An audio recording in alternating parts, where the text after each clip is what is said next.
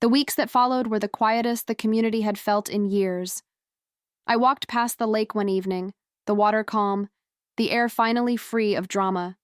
Karen's son, who once strutted around like a prince, was nowhere to be seen. His supposed gift had vanished into thin air, nothing more than smoke from his mother's arrogance. Neighbors who once avoided me now stopped to chat. Some apologized for believing the rumors, others simply nodded with respect. Without Karen's shadow looming over them, people seemed lighter, freer, like the lake itself had taken a deep breath. I paused by the dock, watching the reflection of the sunset ripple across the water. It struck me how close Karen had come to turning this peaceful place into her own personal empire. She tried to give away something that was never hers, parading her power as if it were untouchable. But all along, I had quietly held the keys to her kingdom. And when the time came, that truth toppled her throne. Most HOA battles start with petty arguments over fences or mailboxes. Mine began with something far more outrageous. The HOA president, Karen, stood up in a meeting one evening and boldly announced that she was gifting my ranch lake to her son. She spoke as if the water, the land, and the history that came with it were hers to hand out like a birthday present. I laughed at first, thinking it was a bad joke, but Karen wasn't joking. Within days, her son swaggered down to my dock, claiming the lake was his now. And when I confronted her, she doubled down, red-faced, shouting about community rights and threatening me for daring to push back. Then, when words didn't work, she called the cops, accusing me of trespassing on my own property. But what Karen didn't realize was that while she played queen of the HOA, I quietly held the keys to her kingdom. I controlled the budget, and by the time she figured it out, it was too late. My ranch has been in the family for generations, with a lake right at its heart. It isn't just water, it's where my grandfather taught me to fish, where summer evenings glow golden as the sun. Dips behind the trees and where neighbors used to gather for barbecues before things soured. It's peaceful, private, and part of my family's story. But in recent years, peace became a rare commodity. The HOA that managed the surrounding community had grown bloated with entitlement. Meetings were less about neighborhood improvements and more about flexing power, issuing fines, passing unnecessary rules, and reminding everyone who supposedly ran the lake community. At the center of it all was Karen, the president. Short blonde hair and a sharp bob, oversized sunglasses, even indoors, and a smile that never reached her eyes. She didn't act like she was elected. She acted like she was crowned. Every word dripped with arrogance, every decision bent toward her family's benefit. As for me, I wasn't looking for a fight. I didn't want titles, meetings, or HOA politics. I only wanted to enjoy my land in peace. But Karen had other plans. The night of the monthly HOA meeting started like all the others, long-winded complaints about paint colors and lawn heights. But halfway through, Karen stood up with that smug, self-satisfied grin of hers and dropped a bombshell. As president, she declared, I am officially granting lake rights to my son. From now on, he'll oversee all activities on the ranch. Lake. For a moment, the room froze. Then, like trained seals, her loyal followers clapped and gasped in admiration, as if she'd just announced some grand gift to the community.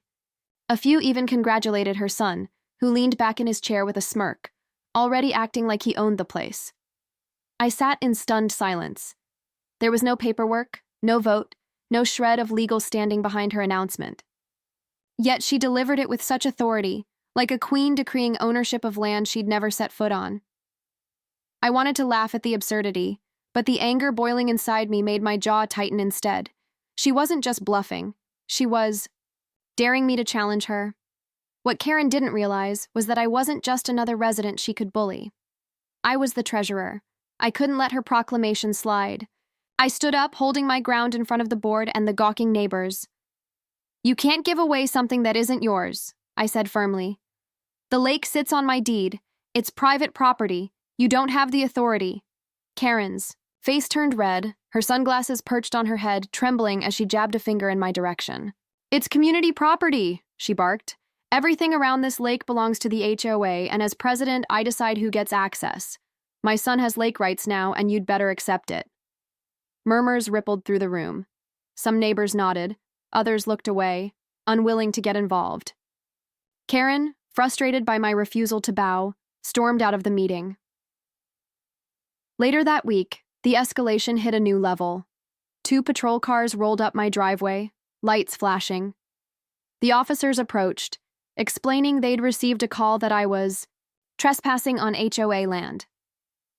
I didn't flinch. Calmly, I handed them a copy of my deed, highlighting the lake clearly marked under my ownership. The officers glanced at each other, unimpressed, and left within minutes. But rumors travel faster than facts. By nightfall, whispers spread through the neighborhood. Karen was telling everyone I'd been investigated by police. If Karen couldn't beat me with fake authority or false police calls, she turned to her favorite weapon: gossip. Within days, flyers appeared on neighborhood doors. They painted me as selfish, accusing me of hoarding the lake and denying families access to community resources. None of it was true, but the bold letters and official-looking HOA logo were enough to stir doubt. Neighbors I used to fish with suddenly avoided eye contact. A few even crossed the street when I walked by. The isolation wasn't accidental. Karen was pressuring everyone to keep their distance, turning community bonds into tools of control. At the next meeting, she bragged openly about her son owning the lake now, waving her hands as if she were a monarch presenting a gift to her heir. Loyalists clapped, while the rest stayed silent, too afraid to challenge her. I'd be lying if I said it didn't frustrate me. Watching lies spread while truth was ignored tested my patience daily, but patience was my ally. Unlike Karen, I knew the real power in this community didn't come from shouting the loudest. What she didn't know was that every one of her stunts was being funded by a budget I signed off on, while Karen strutted around claiming she owned my lake. I sat quietly with a weapon far stronger than rumors: numbers. What she seemed to forget was that I wasn't just a homeowner. I was the HOA treasurer, the one who managed the books, signed the checks, and balanced the accounts. One evening, I pulled the financial records from the office. Line after line told a story Karen didn't want anyone to see. The HOA was bleeding. Money, unpaid bills stacking up, legal fees from her reckless threats, and inflated community events that served more as parties for her friends than neighborhood improvements. Every expense, every dime the HOA wanted to spend, required one thing: my signature. Without it, nothing moved forward. No landscaper got paid, no insurance premium cleared, no event was funded. Karen had been staging her little power plays, completely blind to the fact that the purse strings weren't hers to pull. The irony hit me hard. She could shout, gossip, even call the cops. But at the end of the day, her empire ran on money she didn't control, and sooner or later she'd feel that truth like a slap across the face. The power dynamic had officially flipped. Karen's big move came fast.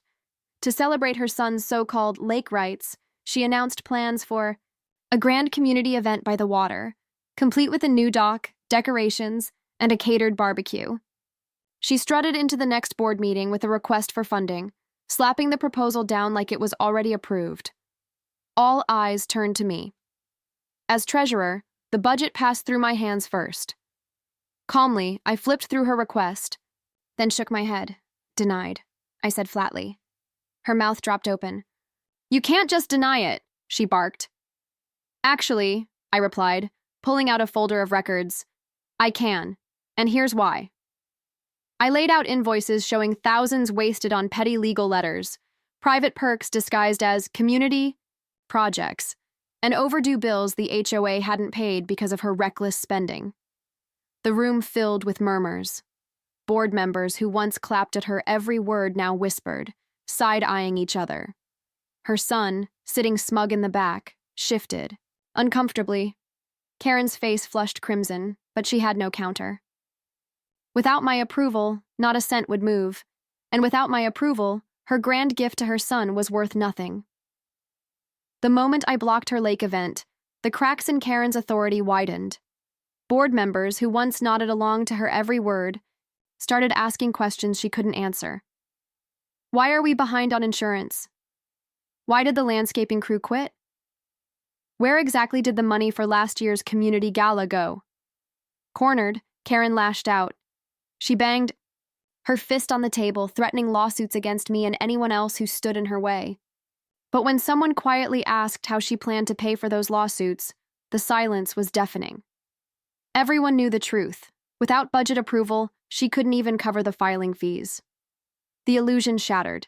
Neighbors who had been intimidated into silence finally saw what I had known all along. Her power existed only in perception, not reality. Within weeks, the board convened privately. Their decision was unanimous. To keep the HOA afloat and avoid financial collapse, Karen had to step down. The day she resigned, she didn't storm out or put on a scene. She just slipped away quietly, sunglasses hiding her face, as if hoping no one would notice her crown had crumbled. The queen of the HOA had finally fallen.